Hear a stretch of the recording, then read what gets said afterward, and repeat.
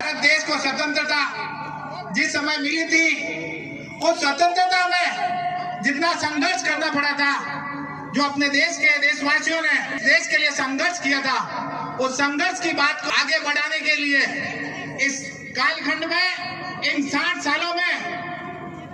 जिन लोगों के हाथों में ये सत्ताएं थी, उन देश के लोगों ने, उन सत्ता को चलाने वाले लोगों ने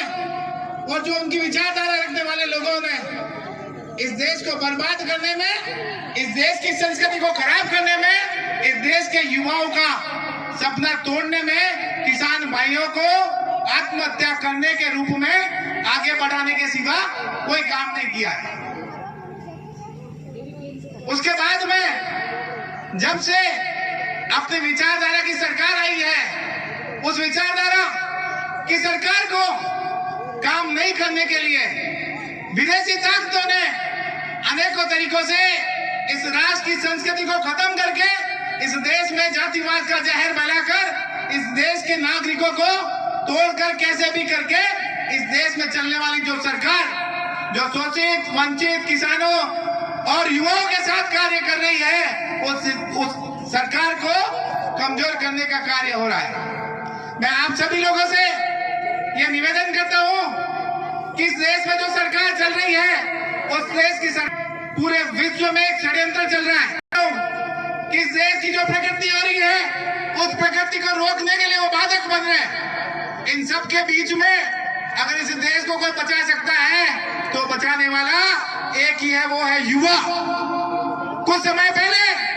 चाइना जब बढ़ा था, उसका कारण भी युवा था, और आज ये देश बढ़ेगा तो उसका कारण भी युवा होगा। भाई साहब ने बताया, आने वाले समय में पूरे हिंदुस्तान में ही नहीं, पूरे वर्ल्ड में युवाओं की 60% संख्या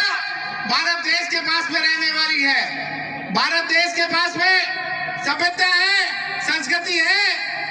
भरपूर प्रचुर सामग्री है, और इस देश को आगे बढ़ने के लिए युवाओं का सहयोग भी है। लेकिन इस देश को कमजोर करने के लिए जो ताकतें लगी हुई है, वो 20-20 पार्टियां एक साथ मिलकर इस देश में इस अच्छे काम करने वालों को रोकने के लिए पूरी ताकत लगा रही है।